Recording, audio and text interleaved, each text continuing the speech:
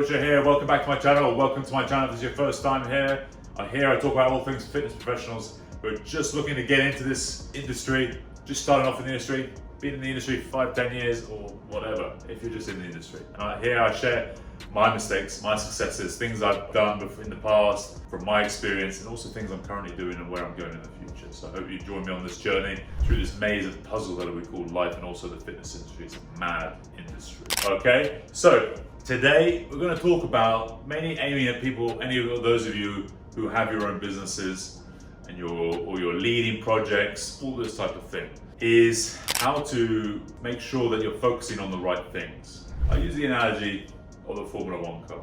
You want to build the best Formula One car out there, the best engine, the best aerodynamics, tires, whatever it is. You built this amazing car, but what happens if you stick a rubbish driver from Formula 2? I like Formula 1, so imagine you get a Formula 1 car, top, say the Red Bull car, but you stick a Formula 2 driver in it. How do you think the car's going to do? Probably not that great, probably near the back of the grid. But what you got to do is not only got to build the best car, you got to find the best drivers. And actually the driver is more important than the car. There's plenty of guys who have pretty average cars, some of the mid to low level teams, Haas or Alpine or whatever, average cars, and they sometimes get podiums, or they win every now and then. Which shows often whether it's the strategy, the people is more important than the actual product or the car. And where I'm going with this is looking at when you're building a business. It's so important, and what stands out more than anything is to be able to find, recruit, and keep the best people, the drivers of the business, whether it's from senior management, your CEOs, general managers, or even your teams, your trainers, your cleaners, whatever it is that if you're looking to build a business, focus on the people, because the actual car, the equipment, the studio, the gym, all the things that you can just buy, the parts as such, can be bought by anyone. Like anyone now can go out there and just buy the best equipment from Atlantis or from Techno Gym or whatever it is. Everyone can go buy it. It's there, it's a product, you can go buy it. What about the operators, the people who have to utilize that equipment? I always say, to joke with my clients, I don't need any really much space or equipment to train you. I could train you in an elevator and still get an amazing workout, and I could crush you in 10 minutes in an elevator, and that would be enough. You would want to be getting out of there. I don't need all the bells and whistles. I don't need all this technology. I don't need, all this stuff, because of experience and all the learning I've done and I'm still doing, and the people I've been around over the years. You can't buy that.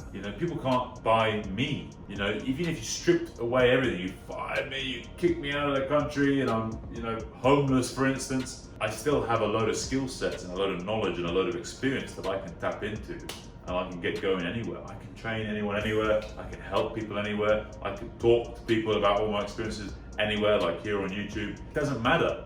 You can give me nothing. I can have nothing, and I can still get on. I'm very adaptable. You can shove me in any location, any place, and I'll crack on with things. It doesn't matter. Too many people who are getting, especially in the, I'm talking fitness industry, that's what I know, and also construction and real estate, is so many people focus on all the stuff, all the parts, and making things beautiful and all this, and focusing on the equipment. We're gonna have the best equipment. But if you've got rubbish operators who don't even know how to use the equipment, and there's a lot of gyms like that now, they've got all this fancy equipment, all this technology, and they've got all the even just basic equipment like maces or Indian clubs, or they've got all this stuff, they don't even know how to use it properly.